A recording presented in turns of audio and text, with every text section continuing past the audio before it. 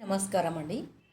ప్రజావాయిస్ రేణుక ప్రజల కోసం ఒక మాట, ఒక మంచి మాట, ఒక నిజమైన మాట, ఒక న్యాయమైన మాట, ఒక మంచి భద్రత కలిగినటువంటి మాట, శత్రుత్వం లేనటువంటి మాట.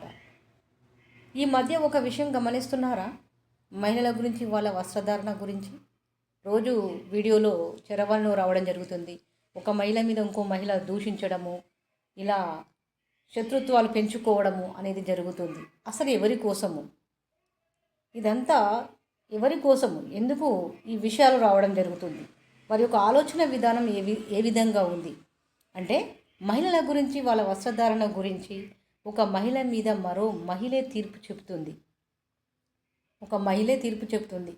ఎందుకంటే ఉమెన్స్ కమిషనర్ అని, మహిళా సంఘాలు అని, ఇతర మరి పార్టీ సంఘాల వారు మరి మరో మహిళ మీద తీర్పు చెప్తుంది, మరో మహిళ మీద శత్రుత్వాన్ని పెంచుతుంది. ఈ విధంగా చరవాణిలో రోజు వీడియో రూపంలో కనబడుతుంది. అసలు సమస్య ఏంటి అంటే, వస్త్రాలు కాదు, ఆలోచనలే సమస్య. అంటే ఒక్కొక్క స్త్రీలో ఒక్కొక్క ఆలోచన, ఆ ఆలోచన ఒక సమస్యలాగా కనబడుతుంది. ఒక సమస్యలాగా మీడియా ఏం చేస్తుందో తెలుసా? స్త్రీల మధ్య పోలికలు పెడుతుంది, విభేదాలు చూపిస్తుంది, శత్రుత్వాన్ని వార్తగా మార్చుతుంది. నిజమైతే వార్తే, అబద్ధమైతే వార్తే. నిజం కాకున్నా వార్తనే, వీడియోనే. అబద్ధం కాకున్నా వార్త, వీడియోనే. శత్రుత్వాన్ని వార్తగా మార్చుతుంది.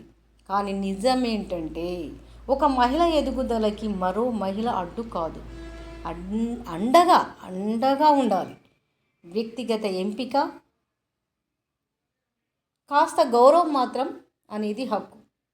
ఇలాంటి నిజమైన మాటలు రోజు వినాలంటే ప్రజావాయిస్ రేణుక యూట్యూబ్ ప్లేలిస్ట్ చూడండి, మరియు మా యొక్క వాట్సాప్ ఛానల్ ఫాలో అవ్వండి. మీ యొక్క అభిప్రాయాన్ని కామెంట్లో పెట్టండి. మీరు ఏ సైడ్ ఉన్నారు, ఎలా ఉన్నారు అనేది మీ యొక్క కామెంట్ చేయండి. తప్పకుండా లైక్ చేసి సబ్స్క్రైబ్ చేయండి.